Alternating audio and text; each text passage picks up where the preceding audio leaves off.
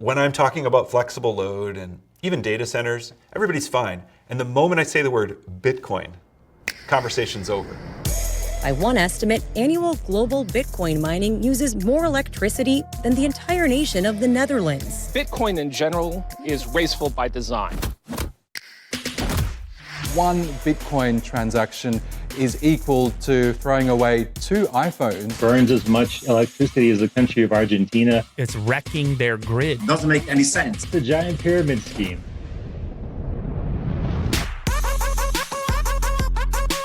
Bitcoin mining does consume a lot of power. It's the reality of it, but it's not necessarily a bad thing. A lot of facilities, mining rigs and facilities, will attach themselves to energy infrastructures that have basically unused energy.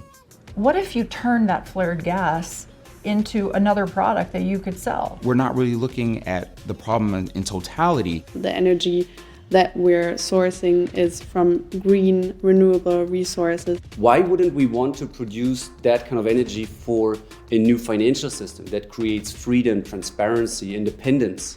We have the flexibility to shut off when the grid demands additional capacity of power.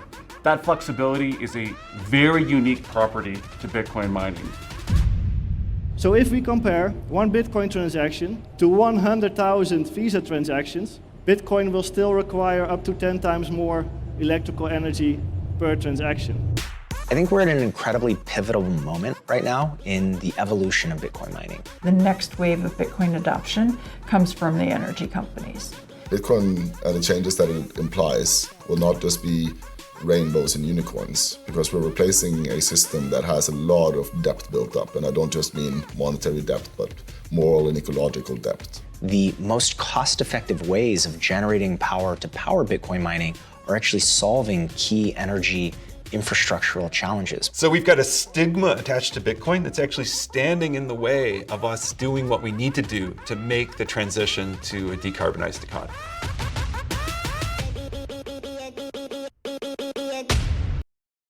Welcome back to another episode of Bitfinex Talks. I'm your host, Ricardo Martinez.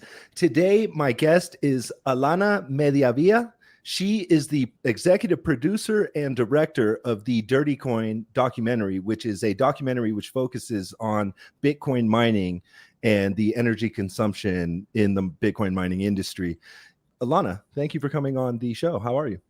Thank you for having me. I'm doing great. It's a great day. It's hot. It's getting hot in Puerto Rico. It's baking. So we have a nice breeze, but it's, summer is here. But nice. It's good. I live close to the beach, so it's just another reason to need to go to the beach because it's getting hot. Cool. So are you originally from Puerto Rico, or did you move there like with the rest of the crypto people that moved there? No, I was born and raised here. I left here when I was 19 to go to college in the United States in Brooklyn.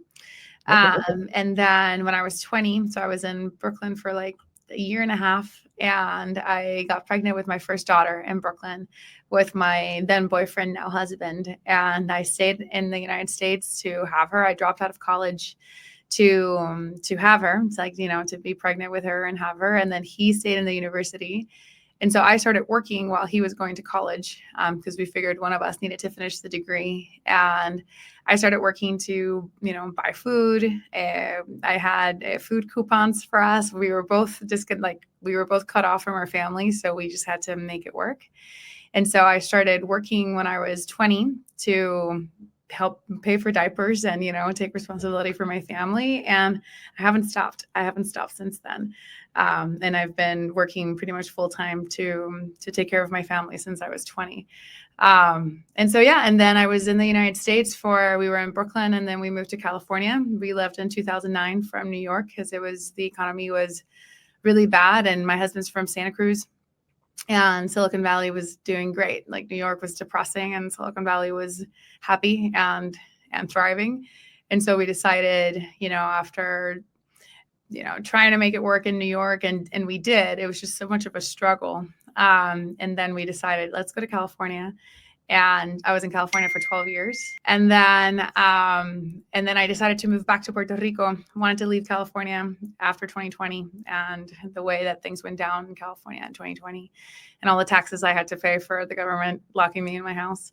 And so I felt that it was done. I was done with California and that I could live anywhere. I could do my job and my work from anywhere, and decided, well, if I can be anywhere, then I want to go back home. And so I decided to come back. And I had no idea that there were so many crypto people down here.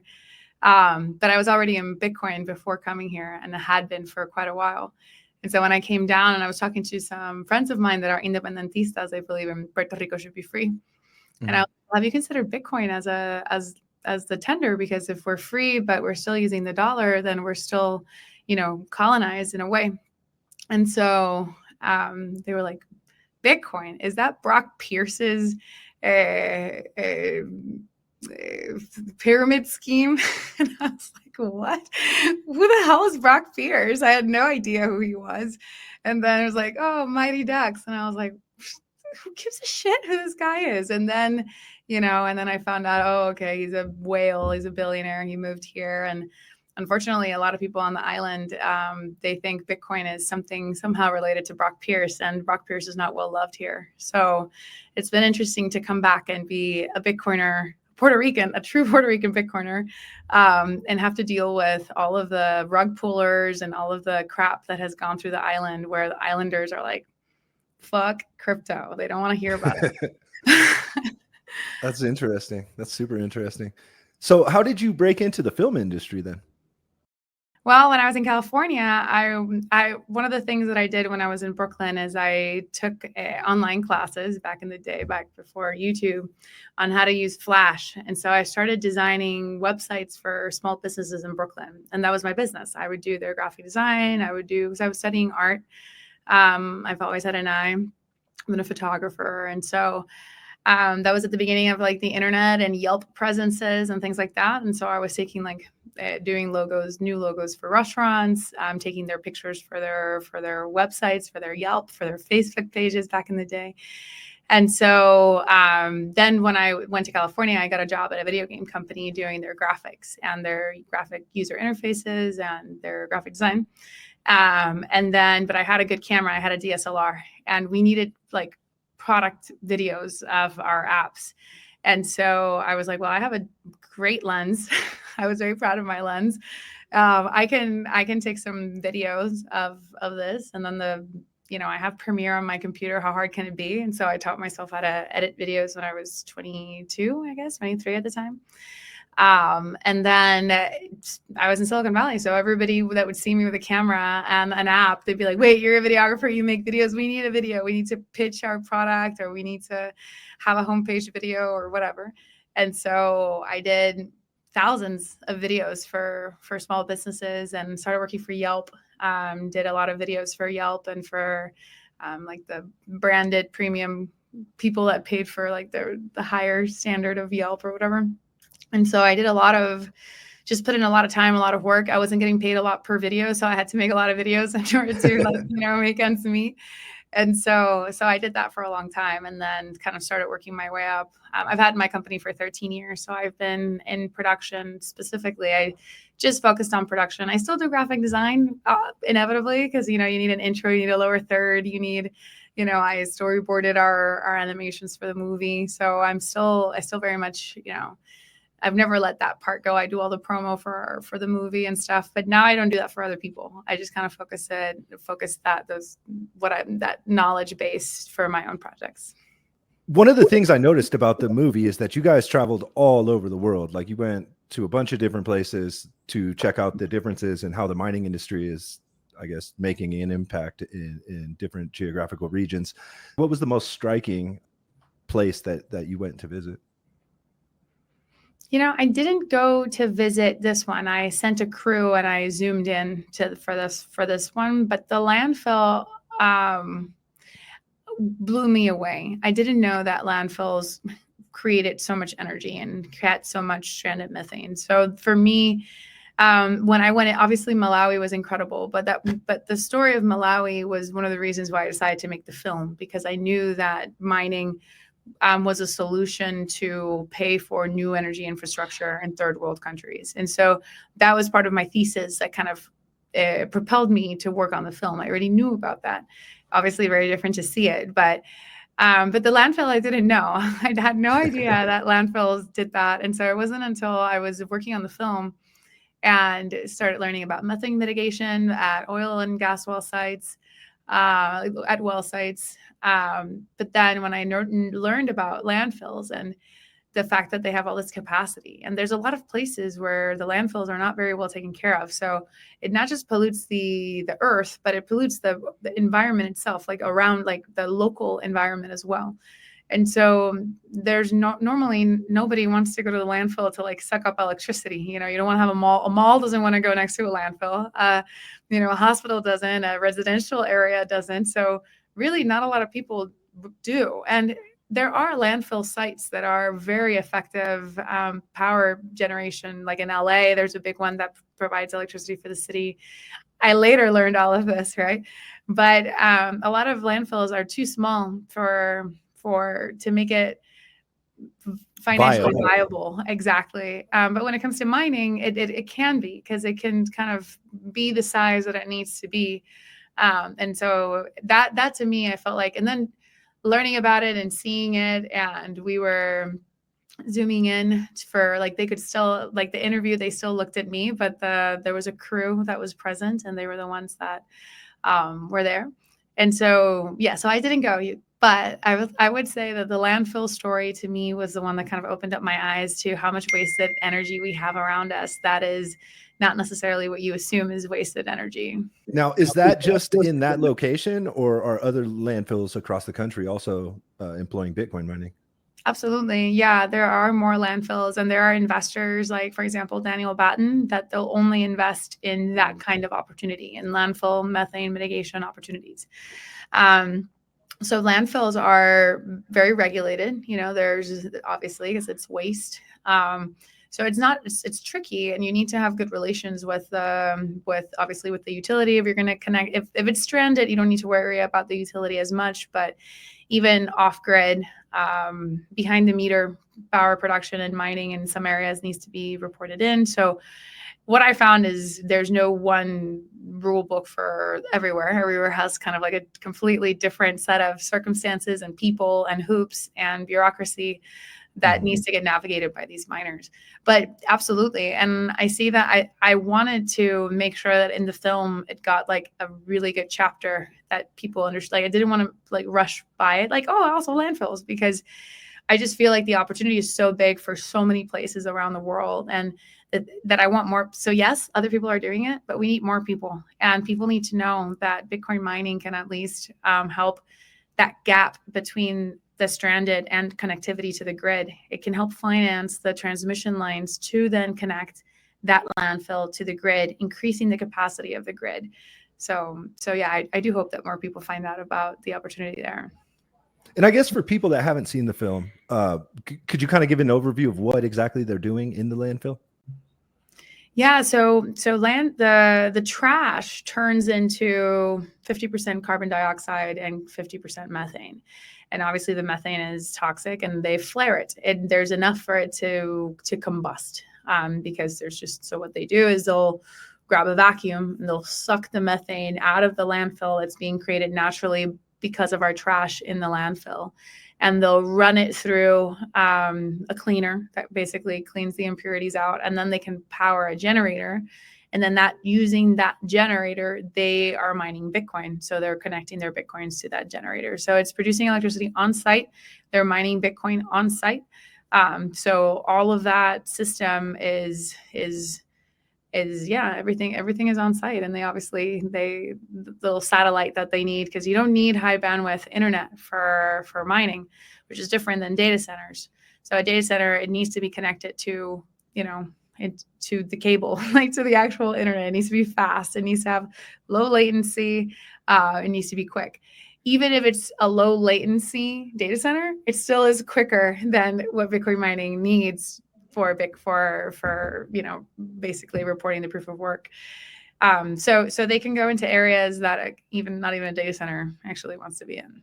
And then I guess taking it back to Malawi, could you give us an overview of how the villagers in Malawi are employing Bitcoin mining to kind of sustain and create more energy infrastructure?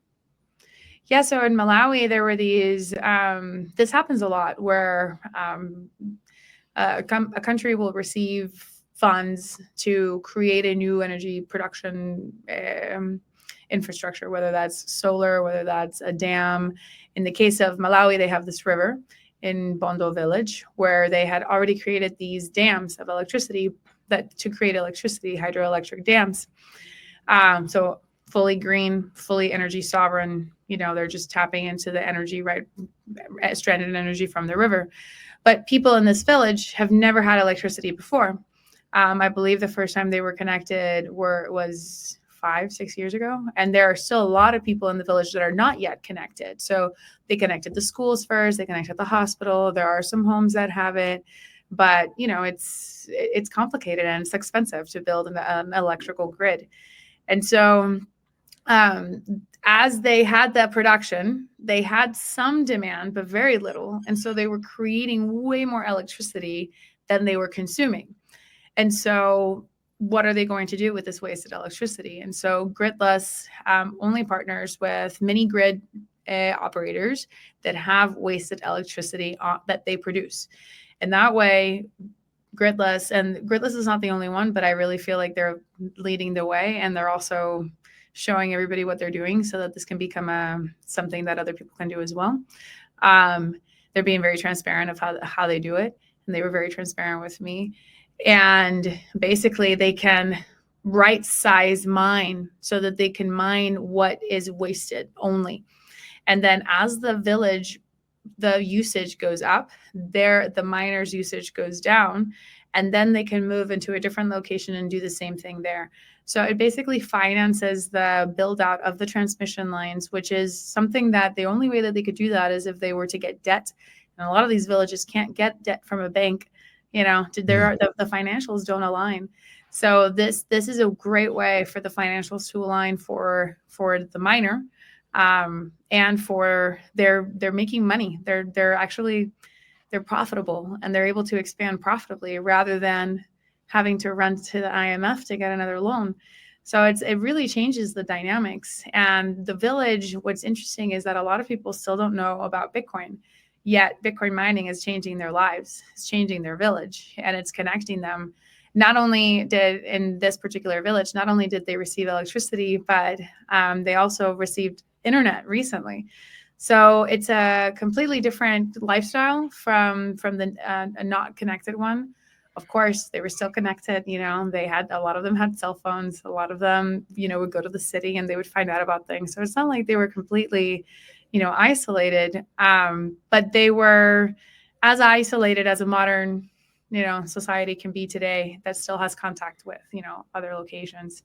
And so they're now getting electricity in their home. They're now able to have a store that sells refrigerated juice. They now have TVs. So it's everything is changing, and being able to have access to electricity means, if they want to start sewing and selling things online, I mean, it's a game changer, and we'll see in the next few years what it means to have brought that kind of access to people that would have never received that access kind of otherwise. They're not close to a port. They're like in the middle of the country, in a landlocked country. Nobody wants to build a factory there. So these are people that it would have taken kind of like a world reorg for them to ever have access to opportunity like this. So I'm excited to see what's going to happen in a few years and check back in. Yeah, it's super inspiring. I was going to ask you, because I'm not familiar with Malawi at all, geographically. How remote is the area where they're at? It looks like it's kind of out in the middle of nowhere, like in the mountains. The mountains look pretty big. So is that like a difficult place to get to, like where they're located? Yeah. So already Malawi is a landlocked country. And so they don't have access to water, like ocean or sea or anything like that. So they're in the bottom right if you think of Africa, it's like on the bottom, not so bottom, but like more towards the bottom, towards the right. Which is interesting because Paraguay, which I also went to film, Paraguay is in a similar location. It's also a landlocked country, and it's also in a very similar location in South America. And in both cases, but especially in the case of Bondo, there are no roads to get there. The roads are, they put planks over little chasms that were formed recently because of the crazy rains that they get there too. So the landscape is constantly changing as well. And there's really not a lot of movement in and out, and a lot of them move with bicycles or walking. So it's not, and they are pretty remote. They are very, very remote, but they're not fully remote. They do have access to, they walk, but it's a lot different for them.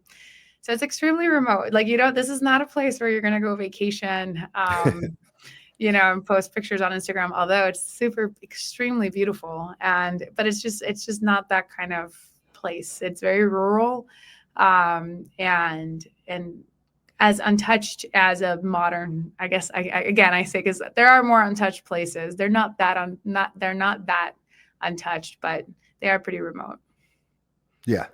Okay, thank you. And then I guess you just mentioned Paraguay. Let's get into Paraguay, because I personally know some friends that have a mining business called Tempest Mining. They're out of El Salvador, but they have their operation in Paraguay. I've interviewed people from Penguin Academy, which is a school which teaches women how to code, but they also have like a mining component to Penguin Academy. And from what I understand, they have like a pretty large mining operation that's based in Paraguay. And then recently we've seen, like in the news, like in the last week or so, that Paraguay has had kind of a crackdown on mining. They're seizing miners from people. They're saying that they're stealing energy from the grid. Are you in contact with people in Paraguay still that are mining? How have they been impacted? Like, what are they saying about the news that's coming out of Paraguay right now in regards to mining? So it's very easy to steal electricity, and many people were doing that. And not only were they doing that, they were doing that very unsafely as well. There have been some mines. We're talking about very high voltage stuff, like these containers. There's a lot of electricity that's being pumped into one little container. One machine is like the equivalent of 250 houses. If you have a container. And how many machines are in like one container? Exactly. So that's a lot of electricity. That's a lot of voltage that's going into a little box. And so if you don't do things right, you can get electrocuted. You can, you can cause a disaster. You can cause a disaster. Exactly. And so there were, I'm not going to say a lot, so many, I don't know how many, but I know for a fact that there were some incidents of people dying in a mine, getting electrocuted, and, have that be a local person. So, and yeah, there was just a lot of theft. So it wasn't a crackdown to miners. It was a crackdown to people that were stealing electricity, as they should, because they are rerouting the electricity. They're going to places where it's also, because, electricity needs to be transported. So the power generation of Itaipu it's at Itaipu. It's at the water, at the cascades, at La Caca. But you need to then bring that electricity down or up or to the sides, right? You need to bring it to where the people are. Very often people aren't where the energy is sourced. And so along the way, you have a lot of nodes that there can be some intersection in pretty remote places. And so that's what was happening. And the crackdown was on that. And I do think that you really should go the proper routes when you're going to be honestly doing anything, but especially mining Bitcoin. And so the crackdown, it's not like Venezuela. Is it Venezuela or Colombia? Venezuela also recently this week. It's Venezuela, I think. Venezuela. That is like, no, mining is bad. Mining is bad. All miners need to be out of here. We're going to seize their computers, get out of our country. That's not what Paraguay did. Paraguay said, you're stealing electricity from us, and we're going to seize your machines. So, it's not exactly the same thing. Not the same level of hostility towards the industry. No. And Paraguay, if you have your local partners that, know how to do business locally and know where to do it properly and how to interface with ANDE, which is the utility. There's a lot of them, like Penguin, for example, that they're working hand in hand with ANDE. And it's a win-win situation, because ANDE says, well, we kind of need a new substation over here. What if you guys come over here, help pay for the substation, and we'll give you not free electricity, but very cheap electricity. Very cheap. Yeah. And so that works out great for Penguin. They have a legitimate, on the books contract with ANDE, and it works out well for ANDE and the country, because they're placing a miner in a location where the country can grow. And that's how Bitcoin mining is beneficial. It's not beneficial if you're just stealing electricity in the middle of nowhere. in an unsafe operation. Seems like a large portion of the movie is talking about how mining solves some of the issues that are created by our reliance on this push for renewable energy.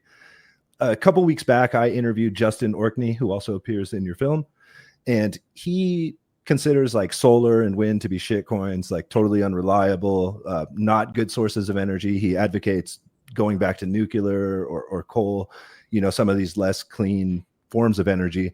Have you, I guess, do you have an opinion on that? Like, do you believe that renewables are kind of causing some of these problems by our reliance on these less than reliable sources of energy? Well, I think that it's an interesting conversation because solar, and I do believe that Bitcoin mining is a solution for inefficient energy infrastructures. And solar and wind are pretty inefficient. So mining works out really well. There's a lot of wasted electricity when you have a solar farm that's not even connected to the grid.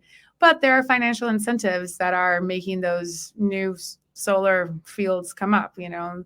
And there's a big push. And I don't think that they're green at all. And it's not because I feel it in my heart. It's because I've done the research of what it takes to get these, you know, rare earth materials, what it takes to the human costs, the water costs, the energy costs, the carbon costs. There's a lot of costs that go into creating these things. And when you look at the energy return on energy invested of solar, it's taken from the point of that everything arrived at the factory. So everything just magically arrived at the factory. And then from then on, that is where it's the impact of the solar panels are taken. And it's an unfair and not quite transparent way of measuring how efficient these solar panels and these things are. Now, I did think that was a completely different documentary. And I did not want to go down that rabbit hole of kind of being the arbiter of which energy is better, you know, because if you were to ask me, I would say 0 point energy, free electricity for all is the only thing that we should be focusing on, because I love nuclear, but nuclear, it's also really hard to get that up and going. You know, it's very, very regulated. You're dealing with substances that are very, very regulated, very, very dangerous if handled improperly. If handled properly, they're fine. But, you know, I do think that why incur in another energy system that also you are still reliant on your government to kind of allow you to, you know, like I think nuclear is tricky, and the more I learn about what it takes, I think it's tricky, and I think that I think nuclear is great. I'm a huge fan of clean energy like that. But no, I don't think that it's beneficial to just say that anybody that's in solar and wind is our enemy, because I don't think that they are. And ultimately, Bitcoin mining is helping them as well. Bitcoin is for your enemies, you know, Bitcoin is for everyone. So no, that's not the hill I'm going to personally die on in terms of like which energy source is better, because even oil and gas, when you look at the wars that it takes to secure our wells and to secure wells in other countries, I mean, there's a lot of cost, military cost, water cost, human cost. So I feel like whichever energy source has sinned, you know, throw the first rock. Like, let's just all like take it easy with pointing the finger at which one is good or bad, because they all have a history of something. So for me, it's more like, let's be curious about new forms of electricity production, like landfill gas, like, you know, water, again, what's around us that we can turn into electricity. What was Tesla working on that JP Morgan smeared him so much? You know, those are the conversations that I would really like to have. And I feel like if I'm wasting my time bashing solar and wind, I'm not having the real conversation, which is what's next. Even if it is nuclear, but what's next? How are we going to make electricity available and cheap for everyone around the world? That to me is really more where I rather kind of like noodle on that than noodle on, you know, obviously, I mean, it doesn't take a lot of time of research into solar and wind to realize that it is a shitcoin. So, you know, like it really doesn't require a very, very smart person to look into this. It's very easy to find the information. It's super fishy, and again, let's just then focus on what are we going to do? We have this hand, we have a terrible hand. So how are we going to still win? With the film, one of the things that struck me as the most interesting is you guys travel all around the world. You talk to people in different circumstances, and they're all using Bitcoin mining as a unique way to solve like a unique set of problems that they have. Kind of like what you said earlier, everybody has their own circumstances and stuff like that. With Bitcoin Lake, they were using like biofuel, I guess. They were like the old like fryer oil. That's how they were powering the miners. Yep. And then they also are doing the trash like composting thing as well, or no? So that one was GetBase TV. And I tagged him there so you can see it's GetBase TV. And so he Bitcoin Explorers, Bitcoin Brabant, and a bunch of home miners sent me their home videos, because I wanted to, show everything that's going on aside from what I did. And so they went to Lago Bitcoin, and the video that I took that from is a longer YouTube video that GetBase TV put together. This is Julian Figueroa. So this is his work. In that one, I believe they only discuss the biofuel from the old fryers. Yeah, they use that to power their generator. And with that generator, they're able to mine Bitcoin with that. Yeah, that was surprising to me. Yeah. And I mean, the things that you just need electricity. You can run your own generator. There's so many, and again, it's loud. Can you, are you in a place where you can like run your generator all day, and your miners? So it's very, very individual. But as you saw in that, I mean, he's able to make half of a person's salary with just a couple of machines that he has connected to his generator a month. I was like unaware that they were using biofuel because I want to say like 2 or 3 years ago, I interviewed Patrick Melder, who was the guy that went down there. He was like a missionary that started the Bitcoin Lake project. Like not so much the mining, I guess, but more just like getting merchants and stuff to onboard to Bitcoin, to accept it and kind of make it a tourist destination like we see with Bitcoin Beach or Bitcoin Jungle in Costa Rica. And Patrick was saying that he had spoken to someone at Bitcoin Lake that had these like fermenters, like these giant fermenting tanks to make methane out of trash, and that they were planning on using those to mine Bitcoin. And then I didn't see that in the documentary, but then I was surprised to see that they were using biofuel. So I was wondering if they ever actually realized that the goal of using methane as well. Are you informed on that? Or I don't know if they're doing that there. I don't, but I mean, it does make sense that they would be. Just that the lift for that is much more. The equipment that you need to invest in to, you're not going to restaurants and being like, give me your old oil and like putting it in your generator. You're, in order to that they have to get rid of anyways. Yeah, exactly. They have to get rid of anyways. It's very different. It's a much easier sell and it's like, oh, you're throwing it in the lake anyway. Just give it to me. So you're also cleaning up the lake. So you have that additional, help us clean our environment. But in terms of the landfill or the composting, I don't know. They would need to have a significant amount of methane. I know that not every landfill site is an ideal site for mining because there needs to be a particular set of factors, of conditions that need to be right in order for the financials to make sense. Because there is a minimum investment that needs to go into the equipment that's going to turn that methane into electricity, and then the generators themselves, and all of that. So there's a minimum cost no matter what to get these operations up and running. So are they going to be able to receive a return on that investment that's going to be worth that? So I haven't spoken with these particular people, but I have spoken with landfill operators and miners, and I do know that not every landfill fits the bill. I was surprised to see that Paolo was in the movie. He was there not on behalf of Bitfinex, but on behalf of his role at Tether, and he was talking about Tether's mining operations in Uruguay. Can you tell us a little more about Tether's mining operations in Uruguay? Yeah, so they are so what I found very interesting about what Tether is doing is that they are both investing in new energy production, and they're working directly with the government as well. So I think that they're doing things right. They're working a lot like Penguin, where it's come in through the front door. They're not coming in through the back door. They're working hand in hand with the government there to put, like, where do you guys need electricity? All right, like let's look at the future. We're looking into 20 years into the future. Tether is looking at still mining Bitcoin in 20 years. Like when I spoke with Paolo, it blew my mind how he would speak about mining, because he's like, yeah, because in 100 years when we're mining, I'm like, wow, like this guy's thinking about Bitcoin in 100 years. Like that's, whether he's right or wrong, he's thinking 100 years in advance. I mean, I wonder how many people are thinking of that. And I know that there are, but there's not that many that are thinking 100 years in the future. And so for him, it's really important that we are, or that they are, I'm not related at all with what they're doing, but that they are a good partner to the country, to the grid. And so they are mining in Uruguay, fully green energy for the operation there.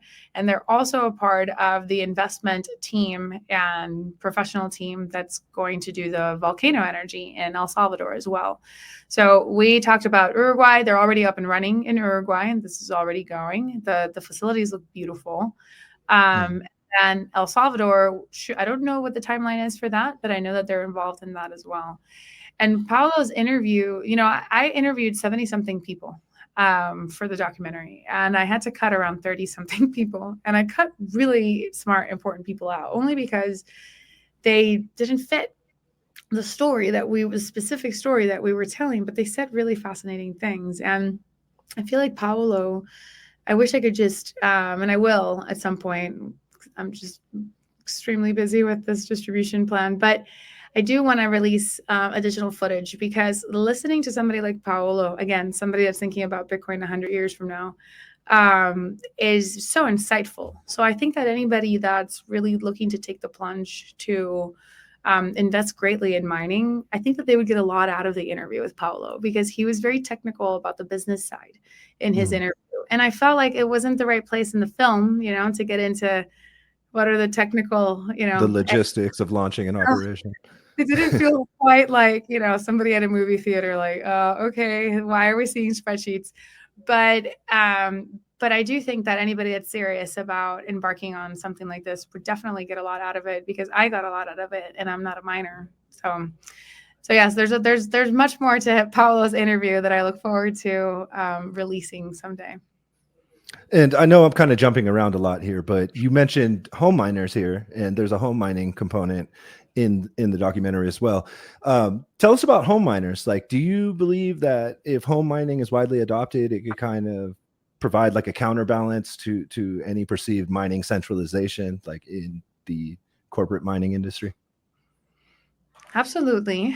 I think the biggest concern for mining centralization is how many people are making the Bitcoin miners, like the actual machine. I feel like that was a part where I was like, whoa, I'm seeing the same brands everywhere. So that. And what were those? Bitmain and what else? Antminer, Bitmain, What's Miner. That's it. That's pretty much what everybody's using. That's what everybody has. Yeah. Wow. Okay. And so that was like interesting, because then that's where I saw the centralization, when I saw like just kind of everybody using the same brands. But those conversations have been had. It's not a new observation for me to make. That's one of the reasons why I think, I'm in a lot of chat groups, and miners are like breaking apart the machines just to make sure there's no back door or, whatever in the machines. And they're like really on top of that if they notice that there's something wrong, or like, oh, it stopped working, what's going on? And so the network is so in communication with each other. Like miners are so connected that I think that it would be kind of hard to pull a fast one on them. And they've tried, and it's been tough. But for me, that I would say from a mining centralization point of view, I think that is a conversation, and that is always something to keep an eye on. Is, at the end of the day, we have these machines all over the world, but there's only 1-2 companies making the machines. So there's a centralization there. But from who is mining and what decisions would they want to make, and from a 51% attack perspective, I do think that home miners help protect the network. But for me, I guess, because that's such a bigger conversation, and I've had it with way smarter people than me, I think that what I focus on, and the reason why I wanted to bring up home mining, is because I want people to know that they can do this too. They don't need to be an AWS. They don't need to be a huge data center.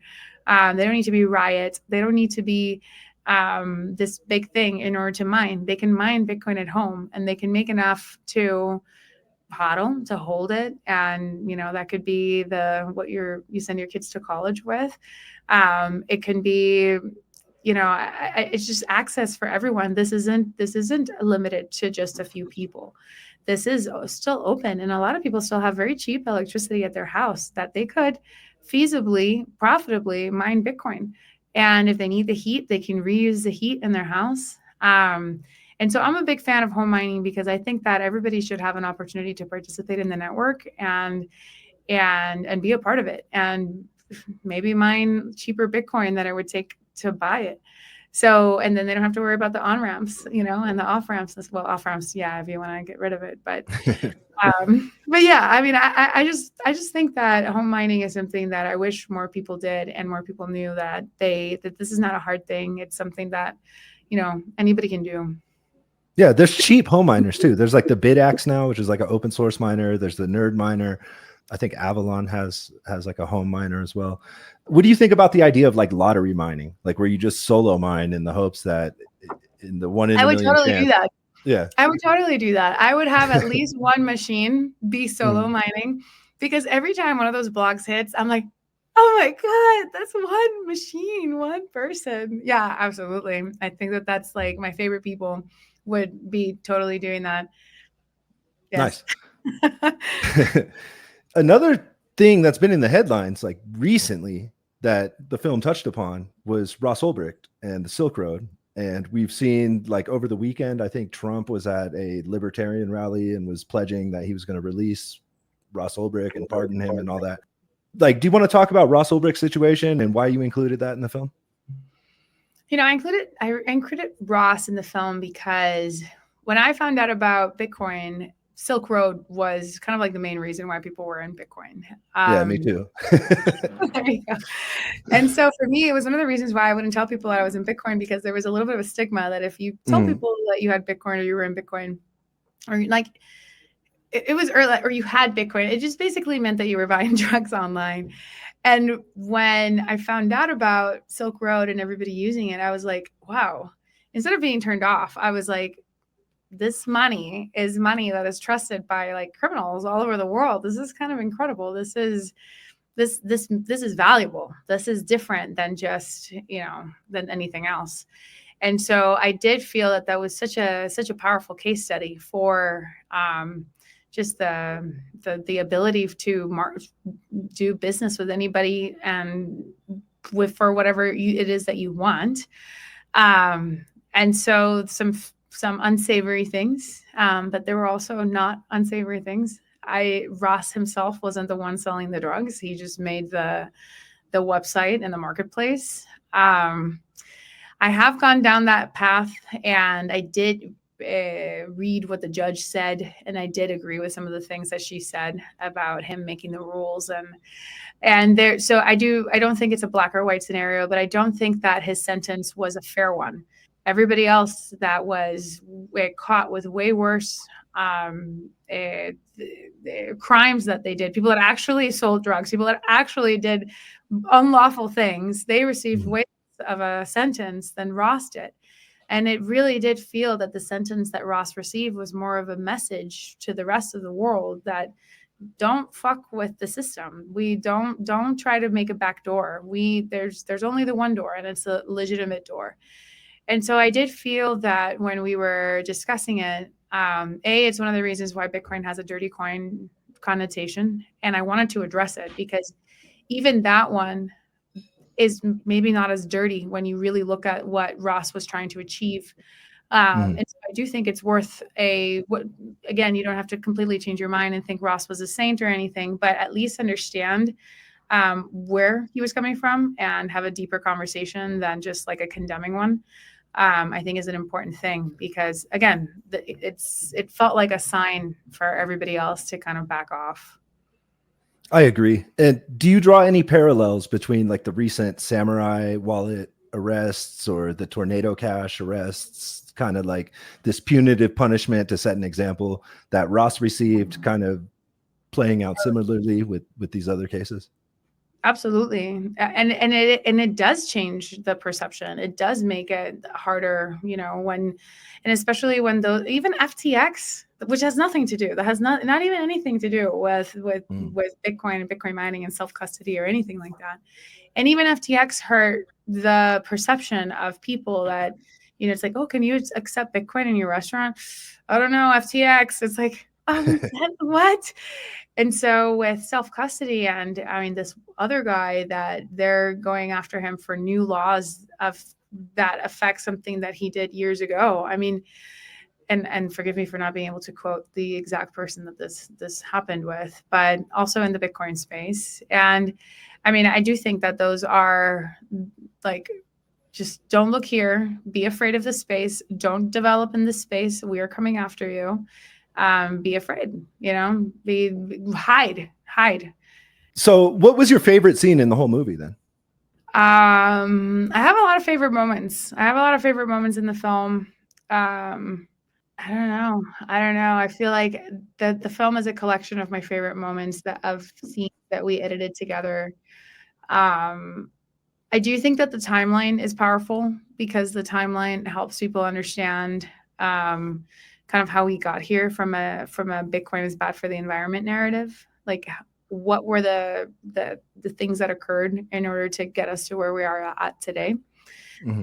I feel like that was a really powerful one. And actually that one I had not storyboarded an animation for, and only like at this point, like 3 months ago, like only a couple months before the film was done, I contacted my animator and I was like, I keep having this scene that I keep watching and it's just Troy talking for 2.5 minutes and we need an animation here. Like, we need to cover this. And so I storyboarded it out for her. I had the clip. Troy pretty much lays it out. And then we worked on that animation like really quickly, like in a matter of like a week and a half, that animation was done. And you can't tell because I think it's very well made, but it's our fastest animation that we slipped in there. And that's the segment that was discussing the undergrads at the University of Hawaii that put out the report and all that, right? Yeah. Okay. Sorry. So that one, I'm happy that one came out, but I wouldn't necessarily say it's my favorite, but because I have many favorites, but I really like that one because it just makes it, I love unraveling things. Things don't just kind of happen. There's usually a history. There's usually something that kind of leads to something occurring. And I feel like that's powerful. It was a powerful scene. So that one came to mind. So I'll say that one. It is a powerful scene. And it was interesting because I didn't really know those details, like that backstory of how mining became perceived as like environmentally destructive. Because I've talked to a lot of Bitcoin miners like myself personally doing the podcast and stuff. And they've all told me that it's excellent for the environment. Like, they're rescuing stranded energy. Like, this energy would normally just go to waste, and they're now able to create income and balance the grid and all this kind of stuff. So like, I'd always heard the other side of the story from miners themselves. And recently, like within the last like year, 2 years, maybe, there's been some peer-reviewed studies that have kind of switched the narrative back to the side of the miners and kind of supported that with data. Like, would you say that in the time since you made the film and present times, like that narrative's changed a bit, or is it still kind of viewed as destructive? I would say it has definitely changed. I've been working on the film for over 2 years now. And when I started in 2022, it was all bad. Obviously, miners there were already good case studies. If you went to a Bitcoin conference or if you listened to a Bitcoin podcast 2 years ago, you would have known. But the collective idea was that it was bad for the environment. And I would 100% say that within the last year, that narrative has been changing. And I do think that the Bitcoin ETF may have something to do with that. And, the people that are selling the BTF or the ETF are a lot more keen on changing that narrative. But it's not them necessarily driving those things. It's people like the Satoshi Action Fund, which Dennis and I started. He started the Satoshi Action Fund also in 2022. So he and I kind of like, I started Dirty Coin, he started that one. And he's just been awesome. Like, I'm like, hey, I'm going to go here. Who can I interview? And he introduces me to everyone. He's been extremely kind and helpful. And he believes in Bitcoin and he believes in this, and Web3 has way more lobbying capacity than Bitcoin does. It's hard to lobby for Bitcoin. You're in Bitcoin because you want to be in Bitcoin. The margins are very low, and in many cases, a lot of miners are in the red, and they're depending on their investments, and they're thinking more like a tech company, and they're thinking long term. But it's brutal. It's hard. It's a hard business to be in. So people that are in the space, they don't necessarily have time to go to Washington, D.C. and, lobby and spend money on that, because they're just trying to stay afloat. There are a couple of companies that are able to do that, but even then, I'm sure it's a stretch financially for them. So to have organizations like the Satoshi Action Fund, or to have like independent study groups, people like Daniel Batten that have also been doing this just because they're researchers at heart and they want to get to the bottom of it.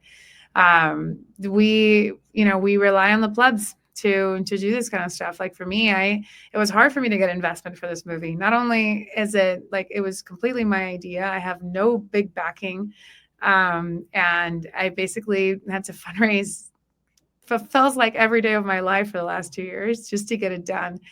And again, there's no big whale. There's no big company behind me. I'm just doing this because I want to. So I'm putting my name on the line. I'm putting my reputation on the line. Same as Dennis, same as all these, same as Margot, same as you, I'm sure, right? Like it's just, you're representing yourself when you're doing these investigations. And so, I think it's important to be as intellectually honest as one can be when, looking at these things. But yes, I do think that, in short, the narrative is changing, and I think that's great. Amazing. Another geographic area that you focused on in the film was Texas and the famous mining farms in the Texas ERCOT grid. Would you say that the benefits that ERCOT has been seeing from having the mining industry there and the ability to like turn them on and turn them off at will, and how that's helped balance the grid and all that kind of thing, would you say that is also kind of like changed the narrative and like opened people's eyes and minds to the idea of Bitcoin mining? Yeah, absolutely. I mean, when I started this, and even when I talk to people now, they're like, as soon as I say it's a documentary on the energy consumption of Bitcoin mining, one of the first things that people do is start saying how other industries consume more electricity than Bitcoin mining, and that Bitcoin mining is really not that much. It's really not that much. It's not really that much. It's actually really little. And it's like, well, it's not really little. It's actually pretty big. And because it's big for a small industry, you're right. Yes, other industries do consume more electricity. Absolutely. But other industries get used, like the banking industry. The banking industry consumes more electricity. Absolutely. Banking industry has physical locations, has armored trucks, has internet, has offices. People use it a few times a day. Do not tell a normie that the banking consumes more electricity than Bitcoin that they don't use, and they don't know anything about it. So they could care less, it could consume zero, and it doesn't change their life at all. So for me, I didn't want to do that. I didn't want to say, well, it's actually not that much, because it is. And in some areas, like for example, Riot, that's a gigawatt. It's a lot. It's a lot of electricity that's going into their facility in Rockwell. And because it's a lot, it makes a difference when they turn off, when they're balancing the grid. If it weren't that much, it really wouldn't make a difference. So it is a big consumer of electricity in a small footprint. And when operating properly with ERCOT, just like Penguin and some of the other miners in Paraguay, by operating through the front door with the utility, with the energy company, being smart about when they're consuming, when they're turning off, they're playing well with the utility, they're going to grow together really well. And Bitcoin mining can grow. In Texas, mining at any given day can be 4% of all of the electricity consumed in the grid. Yeah, 4% is not that much, but 4% makes a big difference when you need that electricity back. When you just need to give the hospital just a little bit more oomph, when you need to give the schools just a little bit more, when the homes need a little bit more heat, it makes a difference. And so I do think that there's a lot of electricity that's being consumed in Texas because of Bitcoin mining. It's not always successful, there are certain counties that have miners where the residents are complaining about the noise because it is very noisy around them. And so I think that there's some good news and there's some bad news coming out of Texas kind of all the time because there's just so many miners in Texas. But I think that what that means is that they can have a more nuanced conversation about it. And it's not necessarily like always bad because they only find out about the bad things, because they find out about the bad things and the good things. So I think that your average Texan, or at least in like Houston and Dallas and Fort Worth and Austin that I've been, your average Texan kind of understands Bitcoin mining a little bit more than your like average Californian or your average New Yorker, because they're familiar with both stories. There's a scene in that segment of the documentary where there's like a guy like with this like robotic scaffold thing, and he's like, I don't know, like 5 racks of miners up, like 15 feet in the air, like working on one of the miners. And it really just kind of drives home the scale of these operations and how large they are. Because I've never been to Texas. I've never seen any of these mining operations, but in the movie, it's just like jaw dropping, like how big these warehouses full of miners are. Huge. They're huge, Yeah. and they produce a ton of heat, and they're very loud. And I mean, and they employ a lot of people. So, now, are they all air cooled, or like are they also doing like the immersion mining like we saw in Finland in the Nordblock segment? They are doing immersion as well.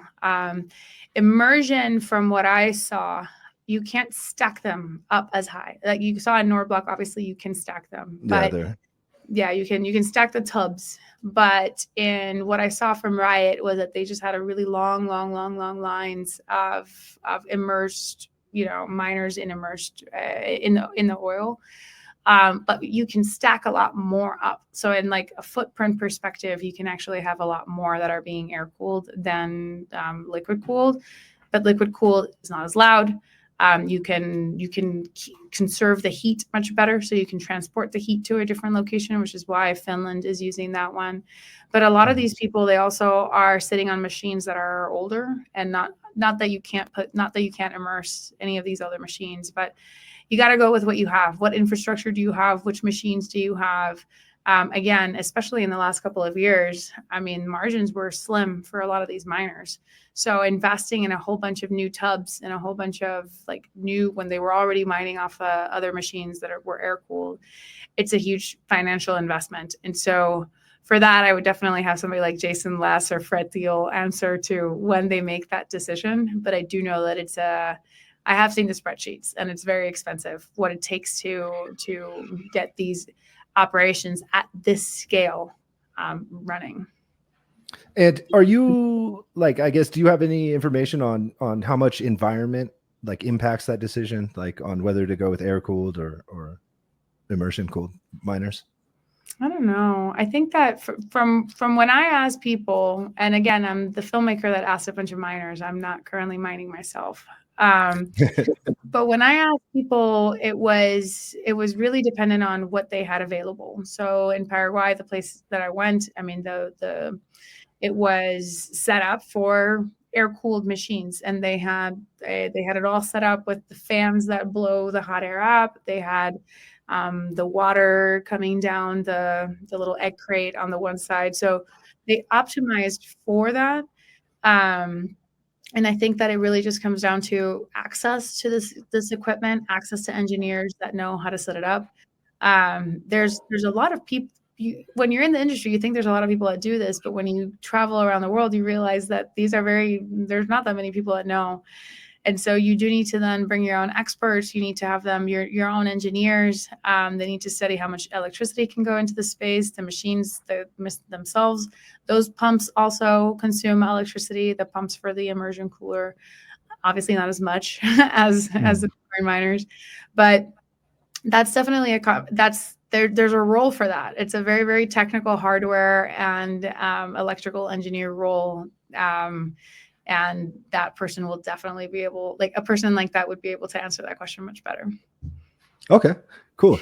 And then I guess one of my last questions would be, I first became familiar with Dirty Coin in Lugano at the Bitcoin Film Festival event that Tomek threw at the Plan B forum in, I think, November of last year. Mm-hmm. And I saw the trailer. The movie looked amazing. that's why I was super stoked when you were like, hey, you want to screen it? I was like, oh yeah. But like, where can people see the movie now? Is it out? Like, can they download it? Not yet. So Will it be at the Bitcoin Film Festival at any point in time? Well, we premiered at the Bitcoin Film Festival in Warsaw, Dirty Coin. That's where we premiered. Oh, for the halving. Yes, for the halving. Oh, so amazing. we were the Saturday premiere on 420, and we got the halving on 420.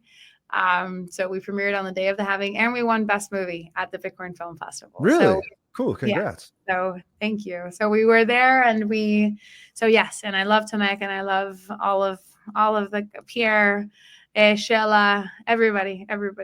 They're incredible. And if you ever have an opportunity to go to the Bitcoin Film Festival in Warsaw, I hands down recommend it. They have not just Bitcoin films, but libertarian, free market, all kinds of films that don't fit in your traditional film festival. They had them. And so that was really cool. That was a great experience. But then what we're going to do now is we're going to do more film festivals, pierce that orange bubble and let the world know what the movie really is for people that don't know anything about this. I wanted to, obviously the Bitcoiners to like it, but they already know all of these things. So it's really more, I would want them to bring their significant others. I would want them to bring their parents. I would want them to bring their colleagues, because it's really for them, for those folks. And so we're going to keep doing film festivals. We are going to have a screening in Nashville. So if people are going to be going to the Bitcoin conference in Nashville coming up in July, we are going to have a screening during them. And we're going to have a couple of pop-up screenings here and there some of them are invite only. Some of them, we're going to be in Atlanta. That one's sponsored by CleanSpark. They're mining in Georgia. And so we're going to be screening the film, and then we're going to host a panel.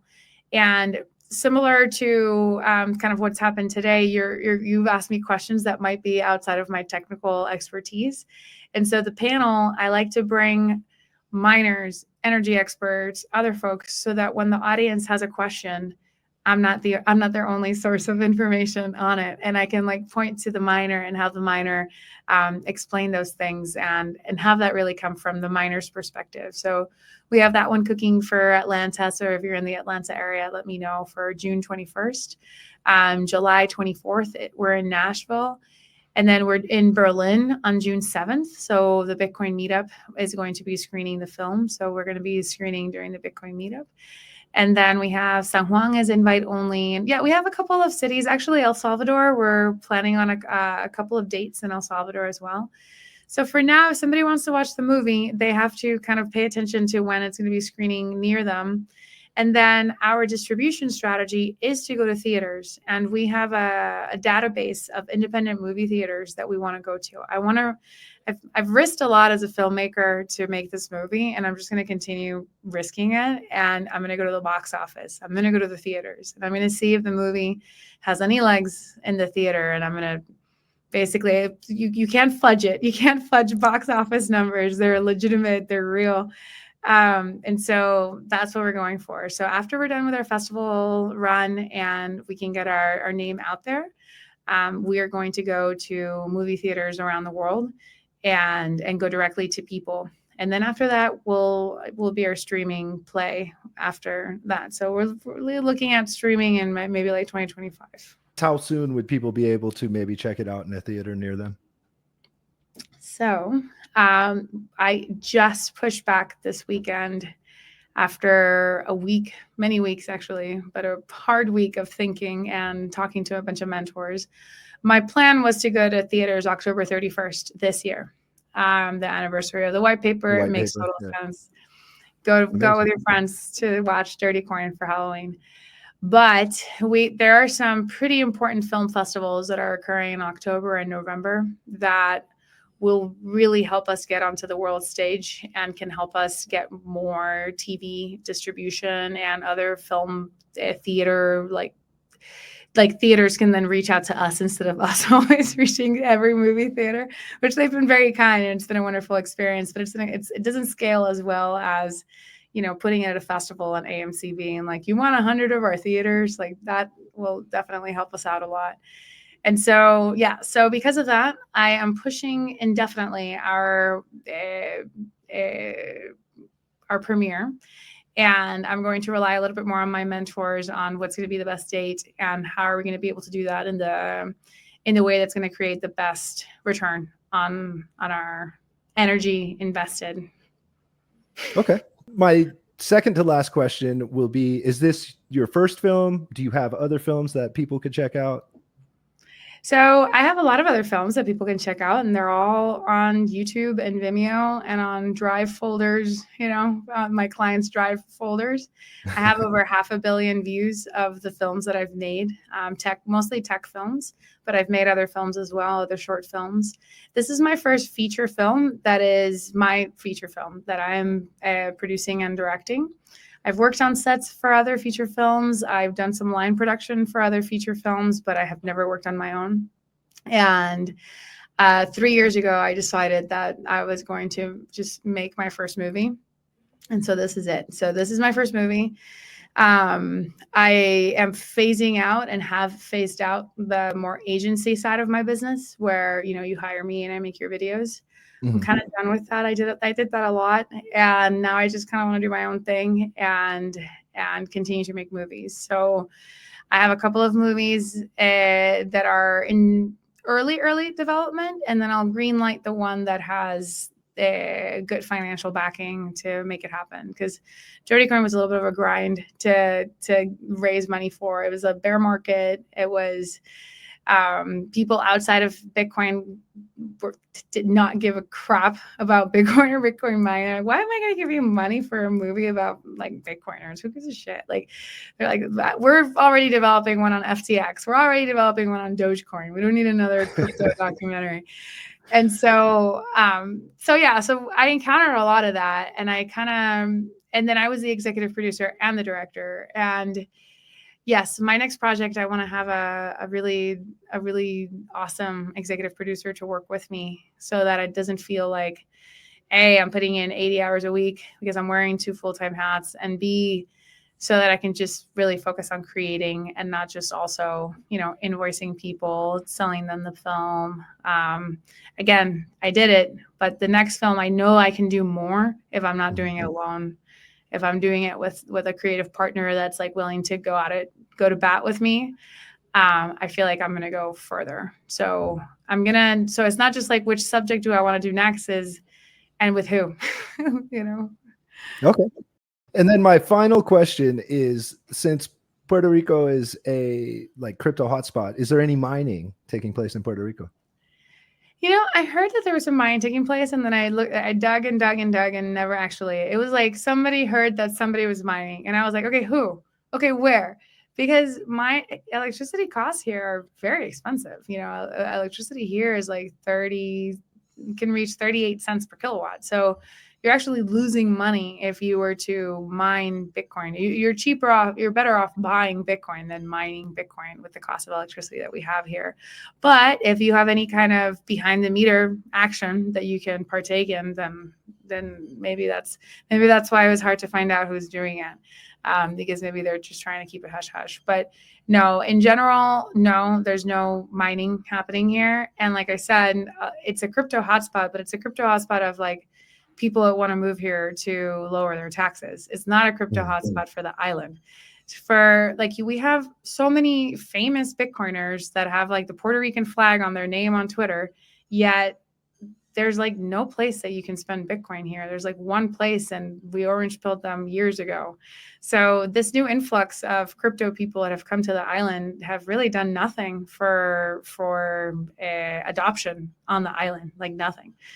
And because it has such a bad reputation, most of them don't even say that they're in Bitcoin or in crypto, because so many local documentaries have come out of like these Yankees coming to the island and, being disrespectful or just being assholes and not paying their taxes and, or rug pulling old ladies into their coqui coin or whatever. So right now I think going to a place where nobody has heard of Bitcoin, they'll have a better opportunity getting adoption to occur than what I'm up against here in Puerto Rico. Because here it's like, it's a dirty coin. It is like crypto is right up there with bonds of countries that went bankrupt. Yeah.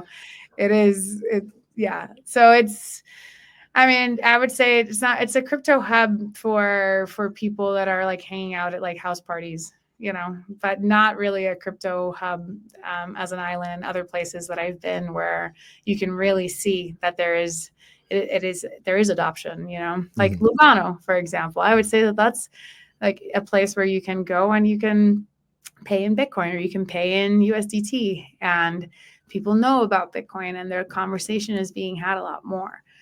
Here, it's like a dirty subject. Yeah, that's unfortunate. That's unfortunate. Yeah. Well, Alana, I guess one last question, because I saw in the credits that your name has a silent H, and here we have it spelled without the silent H. So does it really have an H, or were you just cheeky in the credits? Okay. I was being cheeky in the credits, but it does have an H. It's Halana. It's Alana. But it has an H at the beginning, and it's a Hebrew name, but my family is not Hebrew, but they found it in a book and they liked it. They liked it. And they put the H in it. And my whole life it was fine because everybody here speaks Spanish. So everybody, Alana. But as soon as I moved to the States, it would be like Halana, Halana, Halana. And then every time I would hear that, it's like, oh, like it would hurt my ears. And so I got tired of telling everybody, like, it's a silent H, it's a silent H, it's a silent H. And I understand because you read it and it's there and you just want to say Halana because it has the H. And I get it. So I dropped it. So I dropped the H and I made it easy for folks to just say my name properly. But as I get more famous, we'll see. My mom asked me, she was like, are you going to put your what happened to the H? When people know how to say it? And I'm like, I don't know, maybe. I don't know. It's not I don't know. We'll see. But yes, there is an H. It is Halana. Nice. Well, thank you so much for coming on the show and talking all about your film, Dirty Coin. Thanks for letting us know where people can watch it. And thank you for letting me watch it. Thank you. Thank you for watching it. I appreciate it.